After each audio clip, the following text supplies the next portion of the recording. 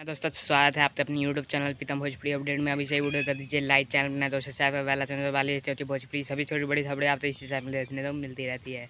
तो दोस्तों बता दो खेसारी लाल यादव जी का नया गाना आ रहा है जिस गाने का नाम है चढ़ते लवंदिया ए जान। जी हाँ दोस्तों, विजय चौहान जी ने इस गाने को लिखा है जो कि पहले भी खेसारी लाल यादव तो हिट पे हिट दे चुके हैं, जैसे कि अपनी तो जैसे तैसे परदेसिया। जी हाँ दोस्तों, ऐसे गाने तो लिख चुके हैं विजय चौहान। उन्होंने इस गाने तो लिखा है जिस गाने का नाम है चढ़ते लवंदिया ए जान। आर्या शर्मा जी ने म्यूजिक दिया है, काफ़ी कमाल के म्यूजिशियन है वो।